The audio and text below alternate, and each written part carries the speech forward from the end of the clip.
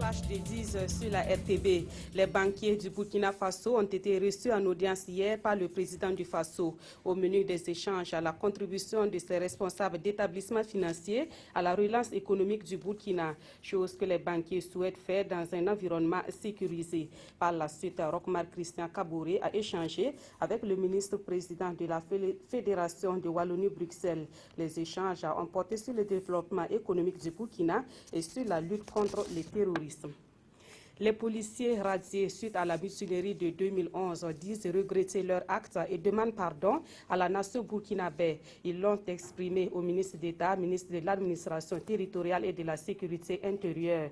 Les policiers radiés demandent aussi leur réintégration et sur ce point, le ministre Simon Compaoré se dit s'en tenir à la décision du Conseil des ministres. Le projet d'appui à la préparation contre une éventuelle épidémie de la maladie à virus Ebola a pris fin le 10 mai 2016. Ce projet avait été lancé en février 2015 pour une mise en œuvre de 15 mois.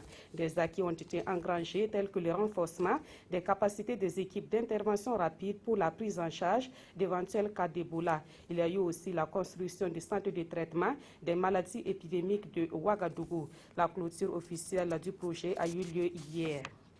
Les entreprises œuvrant dans le domaine de l'énergie solaire veulent contribuer efficacement à la lutte contre l'insuffisance de l'électricité au Burkina. C'est le cas de Sahelia Solar qui a signé le mardi 10 mai 2016 un contrat avec SMA, une société allemande de fabrique et de commercialisation d'équipements photovoltaïques. Un contrat qui devra permettre à l'entreprise Sahelia Solar d'augmenter ses offres en énergie solaire au profit des ménages et des entreprises du Burkina.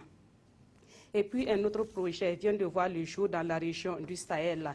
Il a pour objectif d'œuvrer pour l'élimination de l'excision et du mariage des enfants. Dénommé Sukaku, il a été officiellement lancé hier à Douri. Ce projet est financé par l'UNICEF qui veut ainsi accélérer la promotion et la protection des droits de l'enfant dans la région du Sahel burkinabé. Merci d'avoir suivi ce flash d'information. On se retrouve à 13h15.